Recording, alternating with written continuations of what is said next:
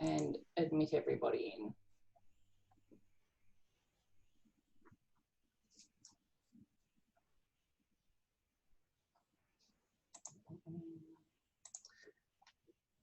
Okay, welcome everybody. Everybody's jumping in now. That's fantastic. Welcome everybody and good morning. I'm Megan Vuillermin on behalf of Jill Mertens, who is sitting on our panel at the moment, ready to look at any questions that come through. We both welcome you very much to our Hello Business, our second session, bite-sized events. And I'm here with Sue Barrett from Barrett Consulting and Sales Essentials. Sue, thank you so much for joining us today. It's great to see you again. My pleasure. Sue, so today is the format's going to be a little bit different to our previous one. I'm going to be interviewing Sue. I've got several questions that I want to work through with you, Sue, so I hope you're prepared. And anybody that is in the audience, you can pop through questions on through chat, and we'll have a look. We'll ask them. We've got a segment halfway through to stop and ask get some questions. And at towards the end, we're also going to be sharing a fantastic. Oh, I'm just going to let somebody else in here. Thanks for joining us, Nick. We're going to be talking about a fantastic program that Sue has put together, which is all about a rapid sales recovery program, a deeper dive into sales. And, you know, I think that right now is even a more important time to be focusing on sales. I remember, Sue, listening to, seeing you several years ago now talk about sales and the fact that we do it all the time. You know, we're selling vegetables to our children, or you know, why it's good to get outside and exercise. So selling doesn't just happen in the business, it happens at home as well. But today is all about selling in business. So will we kick it off? I've got a holding slide that I want to pop up here for a moment, just to let everybody know who we are, what we're doing. So I'm just going to pop that up there, and we'll get going with some questions. How does that sound, Sue? I'm happy with that. Sounds great. Okay, getting right into it, because I think these 1 hours go pretty quickly. So selling often has a pretty bad reputation. People, you know, the old-fashioned car salesman, you know, people that hound you when you go into a shop. You know, we don't like that. We need to change the way sales sounds. We also don't want it being called marketing, because it isn't marketing. So can you start by just letting us know what is the difference between sales and marketing? Okay, so sales and marketing are both important for any business, any organisation. The simplest way I can distinguish them is that marketing talks to groups. It's how you present yourself from your brand and your website, your overarching message, you know, what you're portraying out there on a mass scale. Now, that can be also micro today with, of course, all the digital options. But at the end of the day, it's something you put out there that people can start to look at and start to ponder and consider. But so marketing talks to groups. Sales, however, talks to individuals. And that's when we actually get to have a human-to-human interaction with someone. Now, that could be in person, face-to-face. It could be in person through a remote setting like we're doing today. It can be online or over the phone. But ultimately, at the end of the day, you're actually getting up close and personal with someone. And it's about working out, can we find common ground to actually work together, transact together, to buy and sell? So that's ultimately the difference. Marketing talks to groups, sales talks to individuals. And the challenge that we have with the S word is that how many good news stories do we ever see in the media or the press about selling? Well, basically none. We only ever hear about the conmen, the grifters, you know, the sharks out there trying to take something from us at our expense. That's not selling, that's a criminal act. Yeah. So what we're talking about here is the concept of selling that, you know, I live by the philosophy that everybody lives by selling something. So whether we have an idea or an opportunity or a product or a service that we want to be able to exchange with someone else. Now that could be an idea in the workplace with your colleagues. It could be a product with a client. It could be an initiative that your local community has about doing something. At the end of the day, you've actually got to stop people doing what they're doing at the moment and get them to pay attention to you, to consider the proposition that you're putting forward. Do they want to participate in that? Do they want to be able to engage with that? And can you actually find common ground to move forward on? So I look at selling as a life skill. And in fact, it was very interesting when my eldest son, Josh, who's nearly 22, was 11. And he said to me, "Mum, I don't believe everybody lives by selling something." And I said, "Oh, that's interesting, Josh. Why do you say that?" And then he tried to persuade and convince me why it wasn't true. And I said, "But by the very nature of you trying to persuade and convince me, aren't you trying to sell me something?" And of course he went, "I get it, Mum." So I want people to not look at selling as some negative stereotype that portrays a very small number of people that obviously are there to do harm. I want people to look at selling as the vehicle that allows opportunity to flourish and people to prosper. And that every business, every organization needs the custom of customers, clients, members, patients, patrons, whatever you call them. If you've got something and you want to do it with someone else, you need to be able to find those people and attract them in such a way that they want to come and talk to you about working together. That's why you need both sales and marketing to make that work. Does that make sense? Yeah, absolutely. And that way you're not chasing them. You've just created the interest that they want to learn more and they want to learn more from you. Yes, but it's also a proactive job too, because just sitting there passively waiting for the phone to ring or someone to walk into your shop today doesn't count anymore. Now, 100 years ago in a town where we had limited communication and you were the only shoe repairer in town or whatever it was you did, well, then you kind of had a captured audience. Okay, but now the audience is vast and people have they have too many choices, but there's a lot of choice out there. And unless you make your competency visible to the people that need to know about you and what you do well, you will just sit there and not actually achieve the things you want to achieve. So business is not passive. Selling is not passive. You have to be active and dynamic and working on it and adapting and evolving and changing. Yeah, yeah.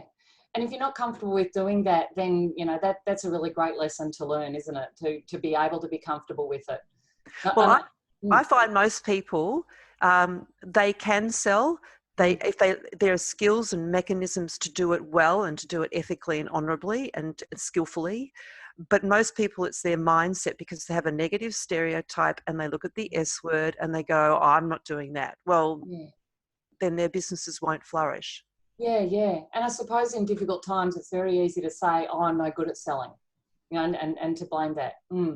Well, if you don't know how to sell and you have a negative mindset about selling, well, then you've put yourself in a very difficult situation. So there's the mechanics of selling. There's very skillful ways of going about setting up, you know, a proper sales plan and market plan, and also then looking at how you engage customers and then how you actually help them and so on. There's a lot of skill in that and a lot of knowledge you need to be able to manage. And it's not a linear production line. It's actually a complex variable system that people need to understand and manage. And most people just think it's going to a half a day workshop to be inspired and motivated and pep you up and just have a crack. But that's actually not the case. I mean, think about the metaphor or the concept of staying fit and healthy. Do you just go to a half day workshop once in your life to learn all about being healthy and staying well? Or do you actually practice every day the mechanisms that actually allow you to have a healthy life? To put in place the practices that actually allow you to stay fit, you know, to adapt when things go wrong. You know, what do you do when you're unwell? Well, you've got doctors and you've got support and you've got other things to help you.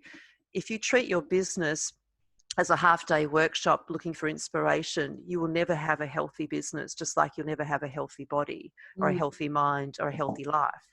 So I know it sounds terribly sort of I'm waving my finger at people, but these are the brutal facts. But they keep ignoring selling. and they just hope that I don't have to deal with it. Well, I'm sorry, but it's part of everyday life. It's the oxygen that fuels the fire. That's right. That's right. And it's what puts money in the bank account. I love what you said about telling people, letting people know about your competency. And I think that's, if you're not going to, who is? Exactly. Yeah. So moving on, you live by the philosophy that selling is everybody's business. I love your tagline that everybody lives by selling something. And I love that you advocate for ethical and sustainable sales strategies, systems, and practices. How can we embrace our inner ethical salesperson and a functioning sales system within our business? They're good questions. Firstly, the majority of people out there that I've met, and from what I understand from a lot of research, they want to help people, they love helping people, and they would like to do a good job and be rewarded appropriately for that. So if we take that as our inner guidance system, and we just look at selling as the vehicle, as a neutral entity, it's your intention that makes it good or bad. So are your intentions honourable? When you go out to market, when you go to talk to people, how are you serving and helping others? How does your business serve and help others? If you approach it from that perspective, you'll find that the world of opportunity opens up before you, rather than just trying to make a sale and get money in the till. So I ask people to maybe look at their business, if you haven't already, from the perspective of how can I work with and help other people with what I do, with my talents and my capabilities. And if you start the day, each day, with what good can I do today? How can I take a step forward and purposely support and help people? I think you'll find that selling actually becomes something that drives you forward and propels you forward. But you need a system in place to help you navigate the many spinning plates that you're juggling or spinning or trying to keep in play. So I always talk about a business having 4 key pillars. The first is your strategy. What is it that you do? What is your purpose with what you do? Who do you want to serve with that? Who do you want to engage with that? And how are you going to engage them? And then how are you going to market that and how are you going to sell? So your strategy drives, what type of market you go after with what products and services. And a sales strategy is the operational day-to-day plan of making that work. You can have a business strategy, but you can't actually execute a business strategy without a proper sales strategy, which is the on-the-ground engagement with other humans. So strategy is the first pillar. And this is why, particularly under, moments of distress and crisis like COVID we have at the moment, people really have to know how to rethink their sales and go-to-market strategies. Has my marketplace dried up? Have my customers stopped buying? And so on and so forth. Because if they have, you've got to look at what you've got and say, is there any way I can repivot or repurpose or redo something? And I'll talk a little bit about that later. But so strategy is not just something you set and forget. It's a dynamic, constant review, reviewing and articulating different elements and repositioning and adapting moving forward. So the road to success is not a straight line. It's this wiggly line where, stuff happens like Corona and you've got to go, holy crap, what do I do now? So it's this ability to keep moving, but sitting there thinking, oh, look, put the doona over my head and hope it all goes away is not a good strategy. No. So that's the first pillar. The second pillar is to have the right processes in place. Because selling is ubiquitous, but it's poorly understood, a lot of people say, oh, just be like Megan, she's awesome. Well, Megan is awesome, but that's not helpful to show other people, how she does it. What is she doing? What are the steps to sales? How do we know how people are buying? Until you understand your processes, your selling and buying processes, and if you run teams, your leadership and coaching processes, until you understand the mechanics of all of that, you actually don't know how to fix things or to adjust them or to adapt them. And so you need strategy and process. And then, of course, you need people. You know, you need the right kinds of people who are going to be able to execute this effectively, and you need to support them and help them develop. And just like fitness training, you need to be able to help these people stay fit and healthy and keep dynamically working on this moving forward. And then that helps you create a culture that if you are customer centric and you do care about people, your customers, your suppliers, you have good processes and strategy in place, then you're going to create a culture that people want more of. You're going to be able to attract and retain the types of staff and employees that you want. But if your culture is only about you and it's only about what you can get out of other people, then it's not going to flourish or grow. So they would be the key things I would think about in terms of what you put together. So it's a bit more to that. So for 25 years, I've been unpacking all of this because it is a complex variable system, and it's not easy, but it's not certainly impossible and not difficult to manage if you know what you're working with. Yeah. So on culture, you include your clients in that? Absolutely, and my suppliers. Yeah, fantastic. And community. Because to me, if my business is not serving community, if it doesn't help people, do better work out there with their customers, if it doesn't help them serve, the community better and those sorts of things. Because ultimately, what's your legacy that you want to leave? Do you want to be known as someone who just rips people off and just takes advantage of people at their expense? Or do you want to be known as a business that actually gives a damn, that cares about people and actually runs a good business? That, because at the end of the day, at the epicenter of all of this is trustworthiness. And trustworthiness is made up of three core things. It's made up of authenticity, empathy, and logic. And if you can't create a business that's trustworthy, then you can't stay in business. People soon work out, and particularly when all this stuff's in the air, people are really wanting to know, who can I trust? What can I trust? Can you be there for me when it gets tough? Can you help me? So on. Yeah, absolutely. And I guess that, that it follows nicely that it's really nice to support locals in this sort of environment, because they are around the corner and we do know them, we can see them face to face. And, that's, I think that's a nice thing as well. Well, in this world of collaboration, and when we talk about adaptation shortly, the thing about it is that, collaboration is the new competition. There may be a range of businesses in your local community that operated independently quite happily. COVID's now hit or something else comes around. And if you're clever enough, you might be able to see that there's an integrated way of working together that actually can help, the community flourish and keep people in jobs and keep businesses open. And so there's just different ways of thinking outside of what has been traditional ways of doing business. Plus you're combining sales skills with collaboration too, which is also a bonus. Well, exactly. But then humans are all about relationships. We're community beings, and at the heart of everything is the health of our relationships with each other. One of the key things I heard that you said that really resonated with me was the fact that if you love what you sell, if that passion and that honesty and integrity is at the bottom of it, and that you're truly serving and looking after your clients, makes it a whole lot easier to actually sell, because it's not the dirty S word. It's I know what I've got is going to help you so much. I believe in it and I know it's going to work for you.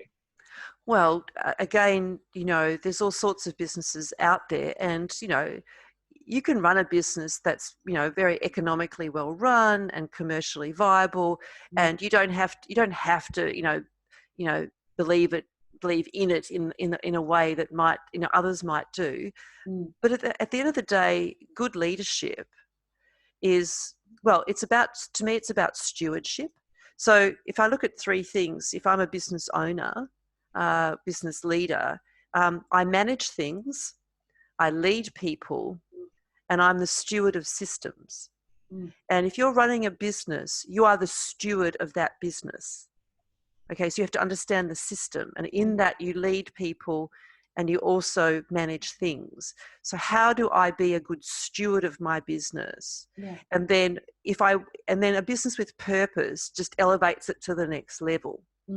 and driving that forward, you find that businesses with purpose who have good stewardship, leadership and management really can actually flourish. And you have to be commercially viable. I'm not being all airy-fairy, but you do have to run commercially viable businesses. I mean, I meet many startups and entrepreneurs who have got great ideas, and I go, that's great, it's terrific. Is there a market large enough for you to make this commercially viable? Because if there isn't, it's a hobby. Yeah. And that's fine. Have it as a hobby, but don't pretend it's a business. Yeah, absolutely. Now, in crisis, sometimes these hobbies can become a business because the conditions change within which you can adapt and turn it into a commercially viable opportunity. Yeah. So again, it's not, poo-pooing an idea. It may not just be ready yet, but then something happens and now it can become commercially viable. So you're constantly juggling, well, which bit do I go after? And just because you believe in something and love it to death doesn't mean anyone else gives a damn about it. Yeah, that's right. Right? And if you have something that no one else cares about, well, then it's not a business. So we've just had somebody pop a question up. I missed this as well. You talked about pillars. Was there a fourth pillar? We've got strategy. That's the culture pillar. So we've got strategy, process, people, and culture. Sorry, I wasn't. There we go. We jumped one. Beg your pardon. Thanks for raising that, Janie. Okay, so moving on, many businesses have seen sales take a pretty big dive, sadly, through COVID-19. Yep. What can they do to drive sales up quickly now? Okay, so what we've got to do is, again, back to this elements of strategy. So we're seeing a few things out there. So firstly, if you're in business, you have to firstly manage your money and make sure that if you can reduce costs and those sorts of things if you've been really hit badly by COVID. So how are you managing your money? You also need to plan. So you need to be proactive and don't procrastinate. So you've got to be able to deal with facts so that you can make evidence-based decisions. So you've got to weigh up, what are the current markets that are still operating that I can participate in? Where is my revenue coming from currently, if at all? If it's not coming from anywhere that you traditionally had it, where could it come from? Look at the supply chain that you operate in, look at other supply chains you operate in and see, could my business re-pivot into another supply chain with the skills and talents and resources I currently have? So I thought I'd share with you a particular example of a business that basically had all its revenue cut off because of COVID. And I'll tell you the story about Stage Kings. I think this illustrates an example, not the only example, but an example. Stage Kings is a very successful business in staging events. So if you know the Globe Theatre, the Shakespearean Globe Theatre, they make stages. So they were the ones creating the Globe Theatre around Australia when it was doing the tour. They build, concert stages, and their whole work was booked out for over a year. And then on the 13th of March, Friday the 13th of March, when they were just putting the finishing touches to the Miley Cyrus stage for the Melbourne Grand Prix, our Prime Minister announced that you couldn't have gatherings of more than 500 people. So basically, their whole pipeline of sales opportunity stopped. They had no business for the foreseeable future because no one knew, and we still don't really, how long this was going to take. But back then, everything fell off a cliff. So I actually spoke to, and I'm happy to share the video, and we can send it out later, with Jeremy Fleming, the managing director, because we were looking for good news stories about how people were shifting. So he tells the story that on the 13th of March this year, everything stopped. They then spent the next week trying to work out what the hell they were going to do with their 50 plus employees, who are basically carpenters, metal workers and designers, because they were bespoke stages, right? Amazing stages. They thought, well, maybe we could make, remote health, tents and structures for, the onslaught of COVID, patients and things like that. Anyway, that wasn't going to work out. On Friday, the 20th of March, he thought about, I have to let all my people go. I have no business. He also made a phone call to a friend of his in Ireland who ran a similar business. And they said that they were actually pivoting to make desks for home, for homework, for people working from home. And it just so happened that Jeremy's head of operations also liked designing and building furniture in his spare time. So on the Sunday, the 22nd of March, they basically sat down, they looked at the market, they realised that the likes of IKEA and Officeworks, etc., were quickly running out of desks, and their supply chains weren't going to turn desks around within the next 10 or so weeks. So basically, a lot of people were going to be left without home office desks, which of course the rest of us were sent home to work, right? So they put up a few designs on the Sunday. They went to their operations and built some standing desks and some seated desks and a few other bits and pieces. And by Monday night, they had a commercial website for B2C, business to consumer. They did a lot of Facebook advertising and put out exactly what people were looking for. They now have 4,000 orders for desks. Wow. They were able to re-employ all of their staff. They are working 24/7, 7 days a week, producing home office desks. Wow. Now, it's a great story because what he did is he looked at his talent and his resources. What can we do with that and re-pivot into a different supply chain? And they also have been able to give back over $22,000 worth of donations to the arts and entertainment sector as part of the work that they're doing, because obviously that sector has been severely hit, just as tourism has as well. So there are some markets where it's really, really hard because it's just stopped. The government's forced the stoppage. And in this case, these guys looked at their talent and they were able to pivot. Now, not everyone's going to be able to do that. And there'll be people who are on the unemployment queue. I get that. But it's not a binary thing. It's not a yes or a no. There is opportunity in crisis and it emerges, but you have to think. And his biggest lesson was don't procrastinate. Yeah. Don't procrastinate. So that's an example of someone that did something there. But then there are other businesses that have got areas that they've been working on, but they haven't been mainstream because everyone's been used to a different model. But with COVID, now it's become mainstream. Let's just look at Zoom as an example. I've been using Zoom for a long time, but Zoom has now become mainstream, along with what we're doing. That's an example.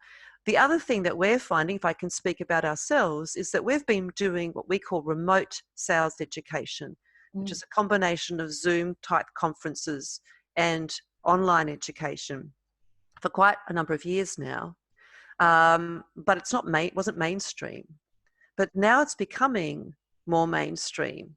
And more people are looking at it as an option, which is why, next week when we've got this program, it's a remote program that we can offer, but it's becoming more mainstream now. So we've been prepared for this. So some of you may have businesses that you've got some stuff on the side, but COVID now creates conditions for you to bring that forward to the mainstream. And then there are those businesses that are actually still doing well in the marketplace because their supply chains have not been broken. So like, food supply, medical supply, that kind of thing. Yeah. But even then, back to my system, my 4 pillars I mentioned before, you can still outdo your competition if you've got a great sales system and strategy in place. And one of our clients, who we've been working with for over 2 years, talks about their sales system all the time and how it helped them re-pivot. But even during COVID, they have been able to absolutely steal away, market share from their competitors. So, for example, they grew sales by 70% in March, 30% in April. They are 12% up year to date on sales, even during COVID. They also found that they were being able to still attract on new clients because they have a very clear value proposition, very clear purpose, a focused sales team and good systems and processes in place to help that onboarding and keep customers coming in. Their competitors, well, they've dropped by 30% in revenue in the same conditions. So this is the thing. You've got to have good stuff in place. If you've been forced to pivot like Stage Kings, who are now called ISO Kings, so that's what their desk business is called, or you've got something you can bring to the fore that now is relevant, or you are in a steady supply chain, do not take sales for granted. Yeah. You've got to be good at it. Yeah, yeah. One other thing too with retail, if you're in retail, omni-channels are so important. You must embrace online if you haven't already. This has been the saviour of most of many retail businesses, having a really good, client-centred, easy-to-use online system. And I'm afraid there's a number of retailers out there that have been caught short. The other thing is, if you do have a physical retail space, which obviously retailers do, is the absolute importance of a clean, safe environment. So I interviewed another guy who runs a health food and kind of supermarket kind of chain in Elsternwick here, and they clean their store every 2 hours, and they have proper distancing and people masked, and they made sure that besides online and pickups and things that they had to have their business be really present for their clients, they made sure that they policed the clean, COVID-safe work environment. They did not take it for granted, and their clients were so grateful. And they were very, very good and early to adapt to that situation. Yeah. And I think as a customer, that's really important. You know, if you walk into a retail space and you can see that has been well cared for and cleaned, and you know there's space, I would feel a whole lot more comfortable with that. Well, it just shows the client centricity, but also the stewardship, back to the stewardship again, of the overarching system. Yeah. And this is a system not just of your business, but the system of our community, because your health is my health is our health. So they're showing stewardship around the healthy, health of our community by policing, and I use that word deliberately because some people are a bit laissez-faire about it, and COVID's going to be here for a while. So they are role models of how to run healthy, literally, safe working environments, as well as healthy businesses. Yeah. That's awesome. Wow, there was so much in there. A couple of things I wrote down when you were talking, things to do straight away. Look at your overheads, reduce costs, plan, be proactive, jump really quickly. Look at evidence-based markets, look at the current markets, look at your supply chains, and the ability to pivot, you know. And if I can add to that sometimes people get stuck in their own head and they can't think about how they can pivot or what else they can offer. Start talking to your neighbours, your friends, your colleagues, the people, you know, if you're in retail, have a look at what's around you, see what you can do with people, or bounce ideas off them and say, what do you need? That sometimes helps people to get out of their head and stuck at, you know, I don't know what else I could do. This is all I know. Well, that's the thing. You can see people that are the early adopter pragmatists. I find they tend to be more open-minded, and they're what I call small W worldly. So they feed their mind and their hearts, if you like, with a range of business. They don't just stick to this area. They're open. I mean, the privilege I have with the work that we do here at Barrett is that we get to work across all sorts of industries and businesses. So by dint of that, we are open and receiving all sorts of ways that people operate. And so sometimes an idea from one market can be exactly the game changer in another. But they hadn't thought about that. Yeah. So I love the fact about, you know, be open-minded. Look, I have my own challenges too, you know, and sometimes you can get stuck in a dark space. But I'm always a what-if kid. I've been a what-if kid all my life. So I always ask the question, well, what if da-da-da-da-da? What if that? And sometimes you can put weird things together and just be innovative and creative and go, well, what if we did this? What if we did that? But the best thing you can also do too is, as you mentioned, talk to other people, but don't talk at them. Ask them questions.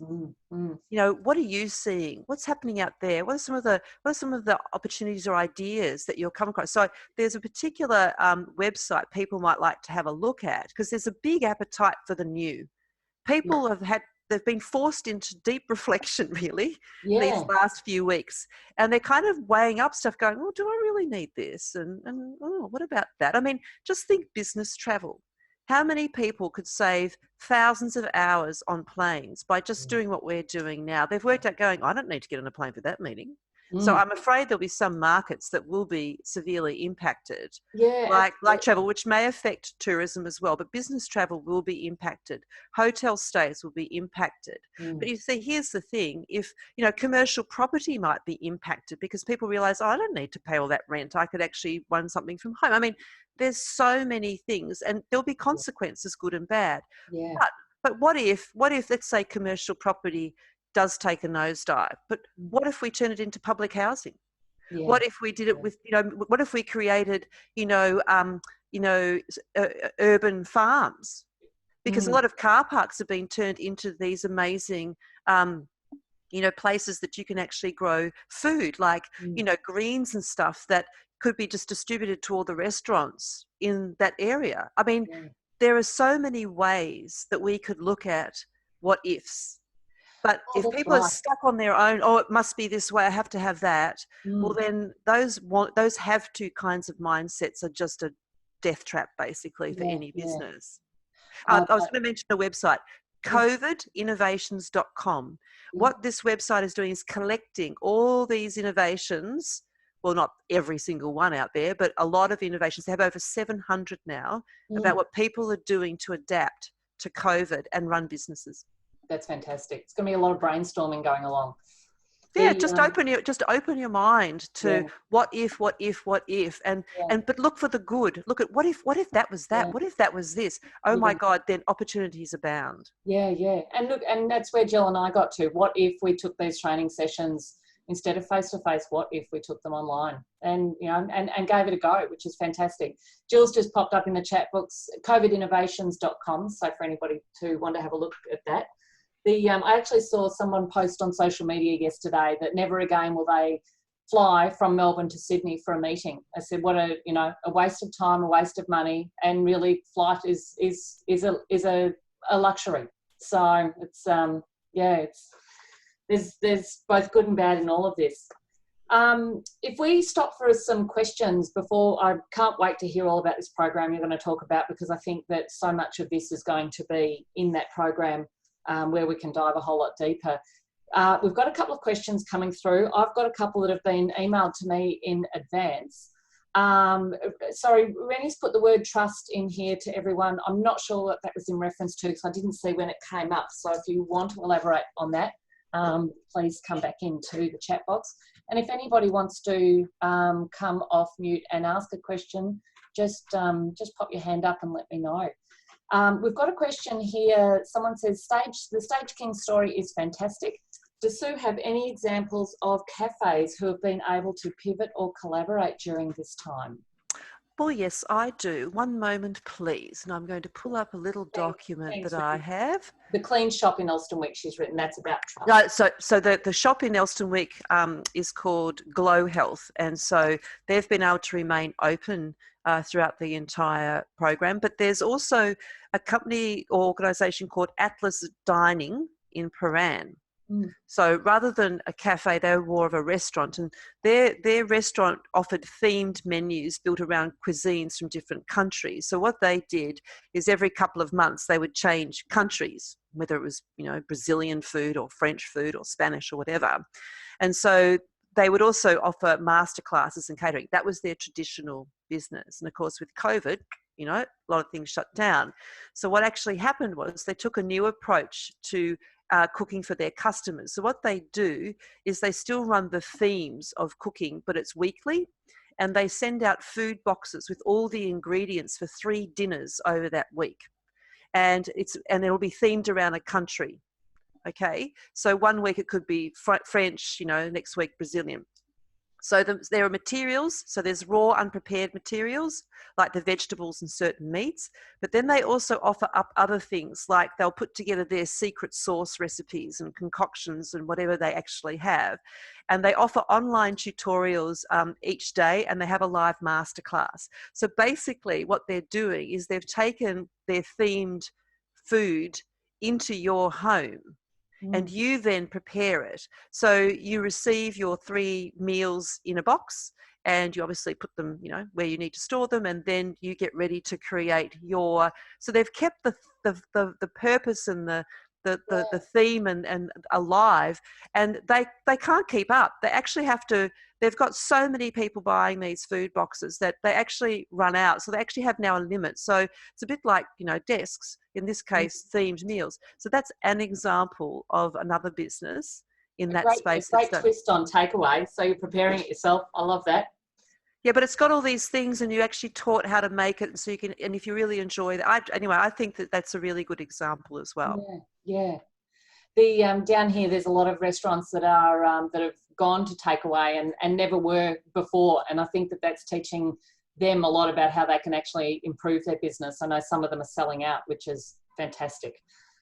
Now, another question that's come through, and we popped this one up on the our Facebook page last week. Someone says, I've got no problems in selling a product, but I'm not good at selling myself, my service. So for those service-based businesses, how do they overcome this? Well, I can confess that early on when I started my business that it's really personal. I'm selling myself, and if people don't like it, well, then it's it's a reflection on yourself, and it can make you feel very uncomfortable. But I've learned over the years that I become detached from that, that I own my own stuff, and as long as I approach what I do with, integrity and valor and trustworthiness and all of those sorts of things, and I'm there to serve people and help them, I can't force them to like me. So I stopped worrying about people liking me. And I just was there to be of service and help them. And yes, it helps to be likable, but you don't have to have people not there to like you. They're there to, can Sue actually help me do what I want to do better, whether I like her or not, that kind of thing. So I found when I detached myself from my business and stopped taking it so personally, it took a bit of time, I have to say, but I actually found it was much easier then to do business and not be so distressed if someone said no or didn't like what you did. And, there's a really good saying I live by, which is you can't change anyone else, but if you change yourself, they have to change how they deal with you. So by looking at your business as a business and not having yourself wrapped up in it and detaching yourself from it, even though you are a key part of it, becomes a much easier way to run a business. But it does not take away that you need a good strategy, good purpose, good value prop, all the stuff I mentioned earlier, you must have in place. And in fact, by putting that in place, it helps you detach even more. And so it makes it easier for you to run the business and then go home and be whoever you are. In my case, Sue. I can be Sue at home and not the business all the time. Yeah. Awesome. Thank you. Another one that we had was obviously from a retailer. They know when people are looking for something in their shop, they come in and it's easier to sell because they've actually come to you. But when they've gone online, which is great, they've obviously pivoted, but they don't like feeling salesy online because they're then going to other people for their sales. So how do they overcome that salesy feeling when they're trying to push their product online? Well, this salesy feeling is this back to the issue I talked about, is you haven't actually understood what selling is if you feel salesy about it. You can't force someone to buy something from you. Okay. And particularly online, you've got to make sure you understand your target market, and you've got to be able to put something out there for people that actually is something the market wants. And you have to make it easy for people to buy. The thing is that we've got to also distinguish between the cost of something and the value of something. And this is where a lot of people fall down.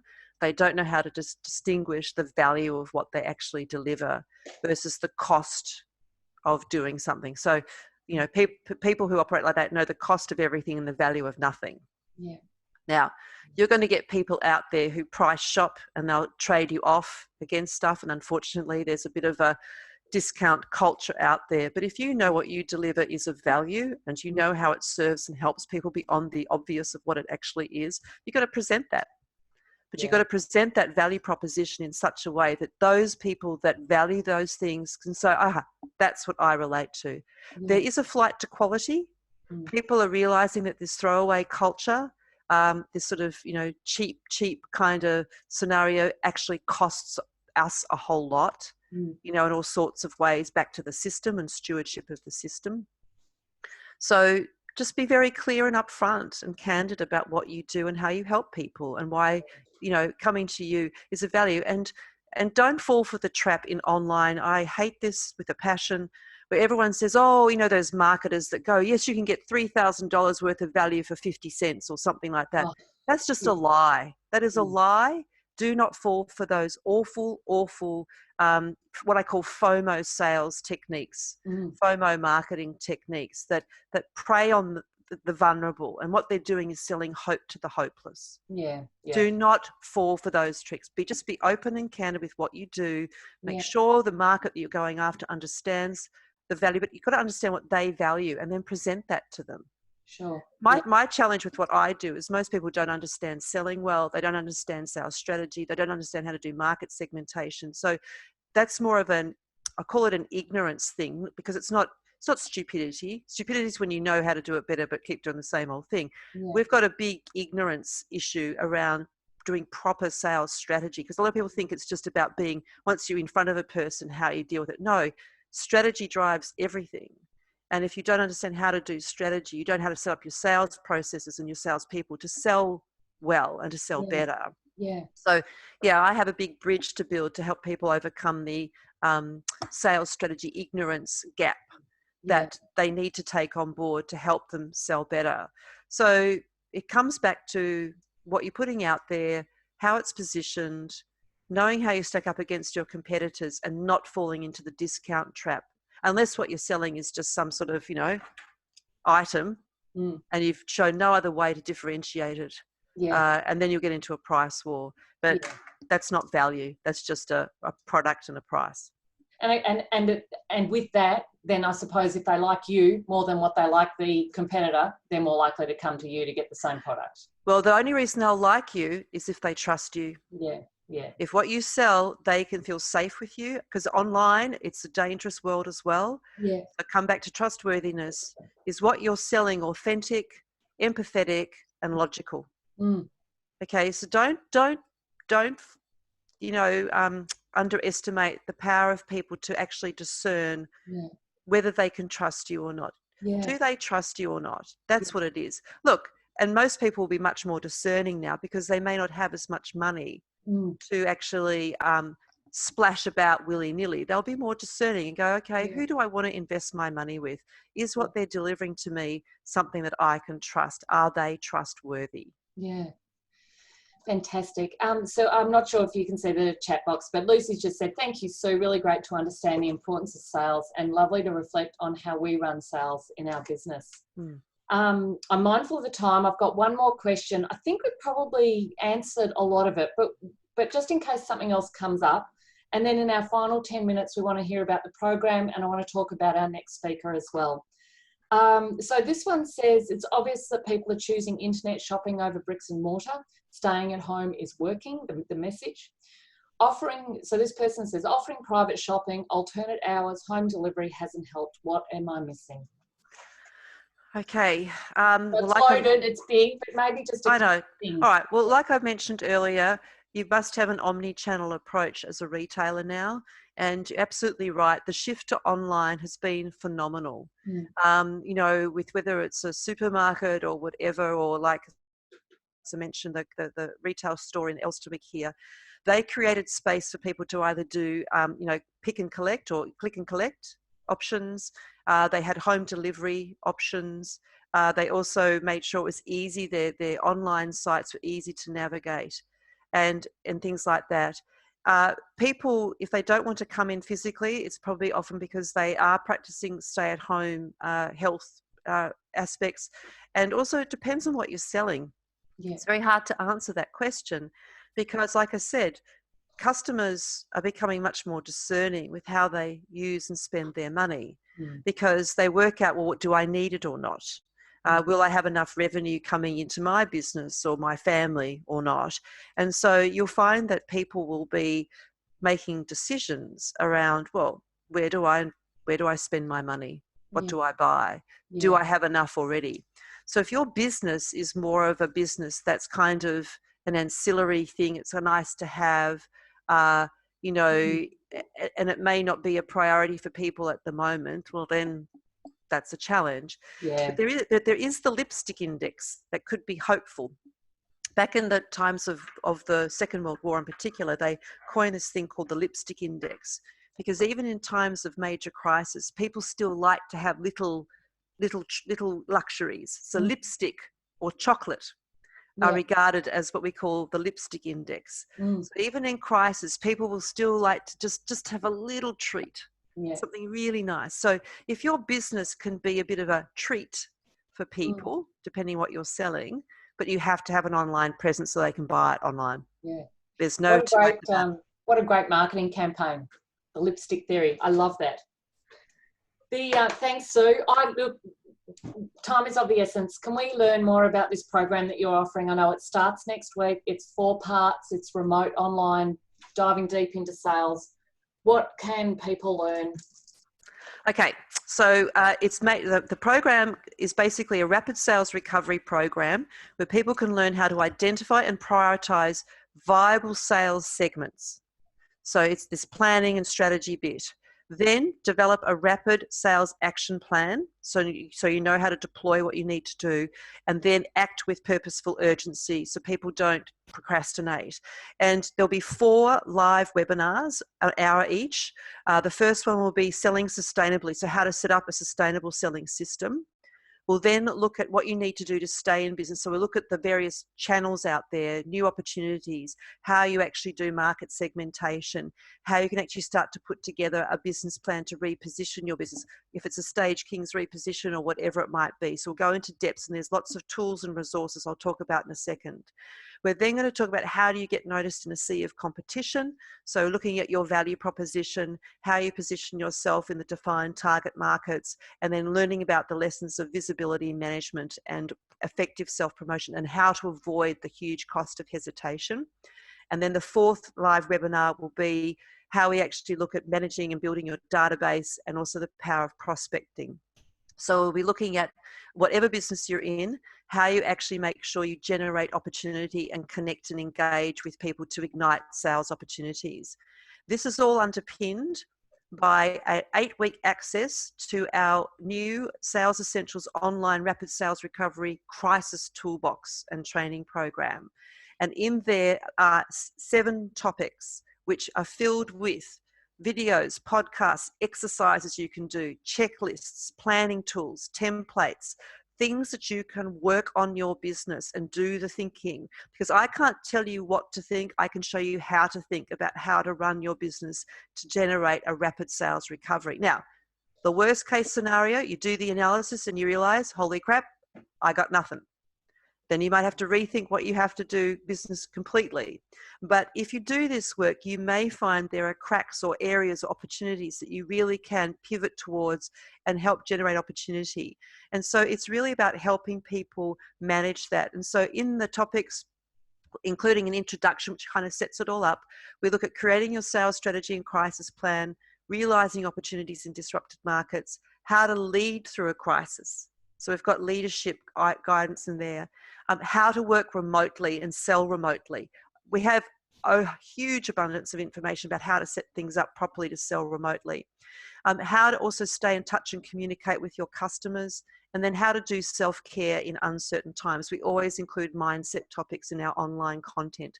So basically, it's a remote program, 4 live webinars, and all of these rich resources for people to use to work on their business. So that's what we're offering for people to pick up on and be part of that journey starting next week. Oh, that's fantastic. And I know I'm signing up for that because I reckon that will be absolutely fantastic. We've got all the registration details. We'll send them out to everybody that's on the call, but we're also going to send it out to everybody else that's part of our list. And if you only need 10 people to, you'll take more obviously, but such a great number. And now the cost of this? The cost of the program is $295. Wow. So it's but it's like as I said, if people wanted to get more specific, personalized stuff, they can then contact me directly, and I can do separate coaching around that for a fee. But the program itself, if you come along, it's $295 with all of the things that I've mentioned included. 8 weeks access and only 4 and 4 webinars. Yeah, 4 live webinars to help us all. And yeah, I mean, we obviously love to get as many people as possible, and to really build that bridge around how to do good sales strategy and go-to-market plans, so that you really can, because this is not stuff you just do for now. This stuff is a legacy you can keep doing moving forward. So it's not just, oh, I'm doing it for now and then stop. No, we want you to be able to take this and say, okay, I'm doing it for this purpose now, but I can keep doing it beyond, you know, the program itself. Yeah, thank you. Wow, that's so good. And I know how much work will go into, or will have gone into creating that program. And just like this past hour, we will get a huge amount of information out of that. So thank you. I've got another thank you that's coming through, and yeah, it looks like people have got a lot already out of this.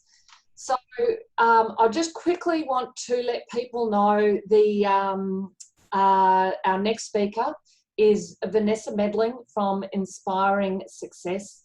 Vanessa is a leadership coach, and she is going to be talking all about shifting our mindset and shifting our behaviour around COVID-19 and what's going on. And I think as part of our bite-sized series, the 6 sessions, it's really important that we have a mindset session in there, because people.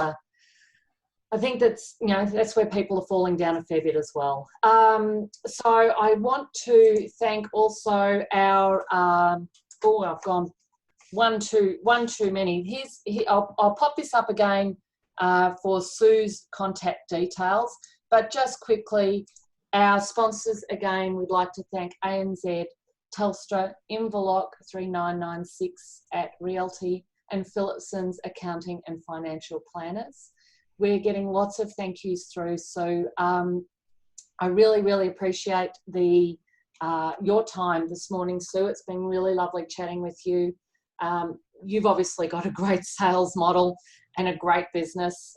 You've been doing this for a very long time with a lot of experience, and we're really grateful to be able to learn so much from you today. Well, it's my pleasure, and perhaps I can just leave you with it's a Bob Marley quote, believe it or not, but it's a good quote that I've carried with me a long time. It says, "You don't know how strong you are until strong is your only choice." Yeah.